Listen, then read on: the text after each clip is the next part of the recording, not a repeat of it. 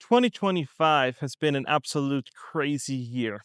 And I'm sorry for the sun. I'm walking kind of late, so you see this later on today if I get home. So, what am I talking about in this video? And you probably read the thumbnail, and the thumbnail goes something like people are crowdfunding for their groceries. And this is what we're going to talk about in this video because when I look back and I told you guys before that buy now, pay later, that is when you can go finance your groceries for 4 or 5 weeks at a time and you don't have to make the first payment, then you can just kind of put it on credit. I thought that was crazy. I thought it's not going to get any crazier. Well, today or 2 days ago, I was wrong. You can actually crowdfund your groceries. You can crowdfund your car payment. You can crowdfund your utility bill. And we're gonna hear from the CEO here in a little bit, and he will talk about it. And this is not a joke. This is not clickbait. This is how some Americans are getting by. They're actually going out there to crowdfund because they can't get a job. They cannot find out how to land a good enough paying job to sustain themselves. So they got to go in and find some crowdfunding ways to keep their lifestyle up, to keep that all up. And for these people that watch my content and that are out of debt and living free and just traveling the world and just having a good time, congratulations to you guys. And for everybody else, man, it is time to hustle. It is time to make sure that you get your money right. Because I've been telling you guys for 2 years, it's time to get your ducks in a row. It is time for you to make sure that you have skills that are needed in the marketplace, that you have skills that you can get a job quite easier than most people. And what do I mean by that is learn about AI, learn about your marketplace, learn about your industry. And this just doesn't mean sitting at the computer. Oh, I'm working it, I'm doing it every day. I'm talking about going to conferences, learning what are the trends, what are the pitfalls, how will my industry impact AI? And then if you do all that, I think you're going to be a top candidate in your field. But if you're not going to do that, if you're going to just sit back and relax and say, oh, it's never going to hit me, I'll be fine. All of a sudden, you get the pink slip handed to you, and you're going to be sitting in an interview and they say, what do you think our industry trends are? And you're like, well, I don't know. I've always worked this. Then all of a sudden, they have 50 other people knocking down their doors with AI ideas, how to make their company more streamlined, how to save them money. And all of a sudden, you're like, oh, I'm in trouble. I should have read a little bit. I should have made some better inputs during my time at my older workplace or my other workplace. So, yeah, this is crazy. So, let's watch this creator talk about what he sees in the marketplace. And let's watch this video. The economy is so freaking cooked right now. Check out these two things. CNBC comes out today and says that this is the lowest amount of hiring we've seen since 2009. 2009. For those of you that are younger, okay, 2009 was one of the worst times for hiring in the history of America, okay? So we're matching up with that right now. And yes, we already know that we are very, very likely in a recession, but check this out. The CEO of GoFundMe, okay, the CEO comes out and says that crowdfunding groceries is one of the more popular things happening on their app right now. So not only do we have buy now, pay later, people financing their DoorDash orders as one of the more popular options for the younger generation right now, but you have people that are crowdfunding their groceries. Americans are broke from the past 4 years. It's not just what's happening this year. You can't blame this on one president, okay? Americans are broken from years of inflation, and it's starting to show. The recession is going to be very, very real if it's not already in full flex right now. So, you heard him, and he was basically talking about that hiring's hard. You got to be a top candidate in order for them to want you. And this is what I'm telling you guys about utilizing AI to utilize your skills. What makes you amplify that and make it so your company goals align with your goals, and then all of a sudden you have a win-win combination. But you got to do the right thing and make sure you're not an asshole and nobody wants to hire you. And while we're at that, please like and subscribe. That would really help this channel out. And thank you so much. And so now we're looking at, okay, is this true what this guy is saying? Is this really, really happening that people are crowdfunding their groceries, they're crowdfunding their car payments, they're crowdfunding for utility bills? We all know that utility bills went up through the roof. We know all that kind of stuff. And I'm going to have the CEO talk a little bit about that here in a little bit. But yeah, it is true. I looked it up, and there's actually people that are super, super nice to donate to these people in need that are looking for car payments, that are looking for utilities, that are looking um, to get some relief from all of that. The only problem for me is with these car payments is if you bought a car a few years ago, you've paid an ubered amount over asking price because you hyped into the bubble. Is it then your responsibility or the community's responsibility to then bail you out? And this is the only thing that I'm like, I'm not so sure because with electricity and food, I'm all for it. I think those prices, how you've been like, extorted out of extremely high food prices, people got to eat. And you're like, okay, I can see how crowdfunding can help with that. But is it our responsibility if somebody bought a car they should have never purchased in the first place, and all of a sudden it's like, I need help with my car payment? I'm not so sure about that, especially if they have an interest rate of like 19% and you're going to help them with your car payment, and all of a sudden almost 20% of that money is going to go towards the bank, or almost, depending on how the loan is set up, almost all of that money is going to go towards interest, and you basically didn't help at all. You just basically handed a check to the bank. Will that person get some relief? Obviously. But man, doing that, I would be like, man, that card's got to go, and you got to deal with the consequences. So let's listen to what the CEO has to say. What is your read on the economy? Look through the prism of GoFundMe. I mean, prices for medical expenses, Yeah. burials. I mean, not to get depressing, and these things have gone through the roof the past few years. Yeah, I mean, we can continue to see all categories grow. I think maybe one indicator that's interesting is we have a group of sort of a category of fundraising we call essentials, which are things like rent, utility bills, car payments, sort of your basic things you need to get through life.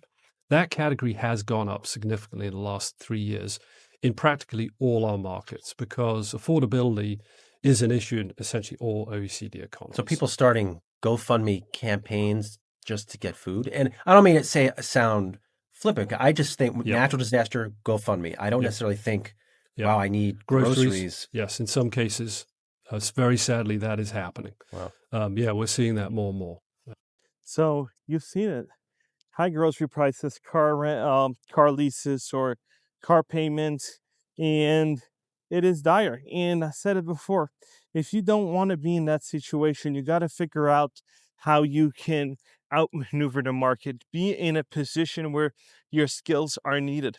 I truly believe if you live inside the United States and you're breathing and you're still alive and you can maneuver, that if you put your head down and start learning about the essentials, what industry you've been in, what are the trends, you will always have a job. You might have to move and your job search might take a while, but I think you can always find another job. You just have to put your head down and know, and you have to know your competition, and you have to be a little bit better than your competition. And how do you do that? You just have to know AI. People say, oh, it's a bubble, it doesn't really help. I don't think it's a bubble. I think it might be an evaluation bubble, but the reality is that if you can utilize AI in the right way, it's almost like a kit car. You have to understand it's a shell, and you can use it however you want to use it. You can infuse it and make it an off-roader quick car, or you can make it a roadster and just go super quick, but you have to utilize it. And if you know how to do that, I think you have a winning recipe in your area of expertise. And I think somebody will hire you. It might not be a Fortune 50 company or 500, but maybe another company, federal contractor that's looking into AI or something else. And then you're like, you know what? I just made my match. I'm really good. And this is where we're going to go. And if you're like, I just can't do it, I don't want to learn, I'm just too old, I'm at the verge of retirement, but I leverage my crypto. And we've seen people like that leverage it. And we've seen people that have made millions off of crypto just the last few days because their accounts got wiped out. And all of a sudden, it's like, okay, what do you do now? And the season of seasonal hiring for the holiday shopping is coming up. So you might get some relief there. Are you going to make six figures with that? I have no idea. But at least there's going to be some pain relief if you can snag one of these jobs, because if you can work for Amazon, you can work for Walmart during those times of need, during the times of the holidays, it might be something. And Amazon is hiring like 2,500 drivers for the Christmas holidays in Las Vegas. And so if you're looking for something and you need some relief, that's always kind of an option. And if you're in a big city, there's always an option for you to kind of do something like that over the holidays. If you lost your job, you're most likely not going to make a tax salary from it, but you'll make some relief. And is that going to be heartbreaking work? Yes, it is. But then again, when you're down on your luck, you got to kind of take what you can to make a few dollars. I've seen very wealthy people. I had them on my channel that the other day where people have been mortgage lenders with corner offices. They're not making the same money. So what do they do on the weekends? They do DoorDash. They do Uber Eats. They do all kinds of stuff. So you got to supplement your income some way. Start a YouTube channel, but for that you got to be monetized, and you got to make money too. You got to put in hours first. So you can't just do that, or you go freelancing and you're trying to do something that way. But I'm telling you, it is extremely, extremely difficult to do something like that when you truly, truly need it. And it is always better to just start off when you already have money in the bank and you have everything. And then you're like, okay, I still have somewhat of a safety net.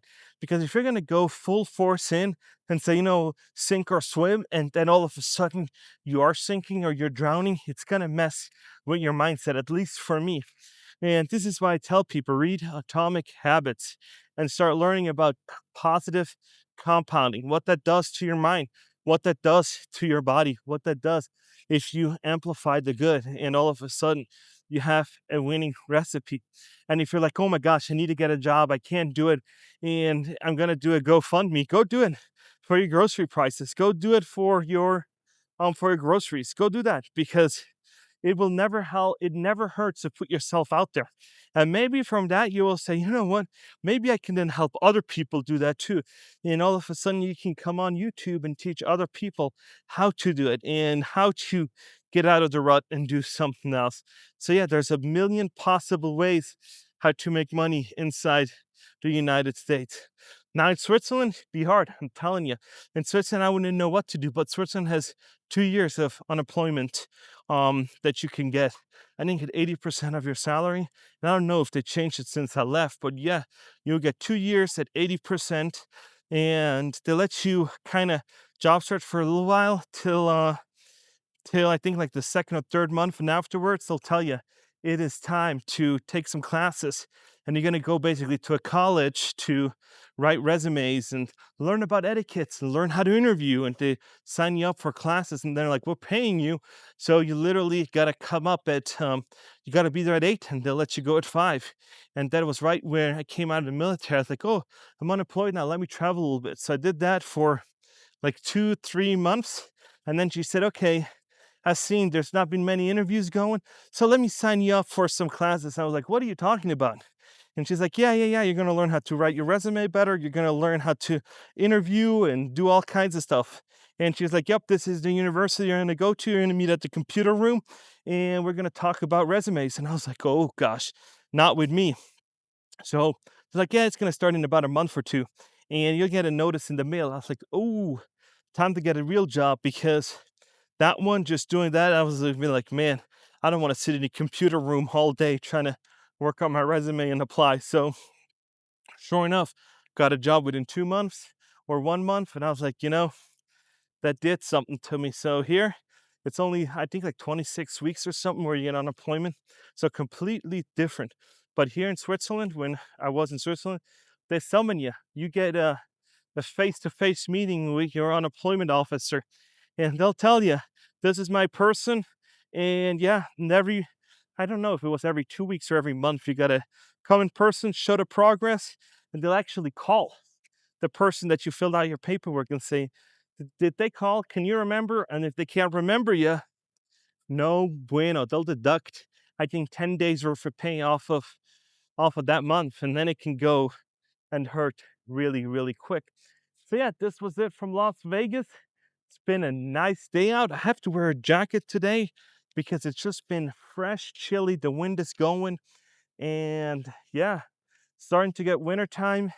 I'm still blessed though because I'm still in shorts, so that's kind of what I love doing. I've been in way too much of cold weather growing up, so I am done. But like I said, I show this every time for people that tune in from around the world and that believe that Las Vegas is only casinos.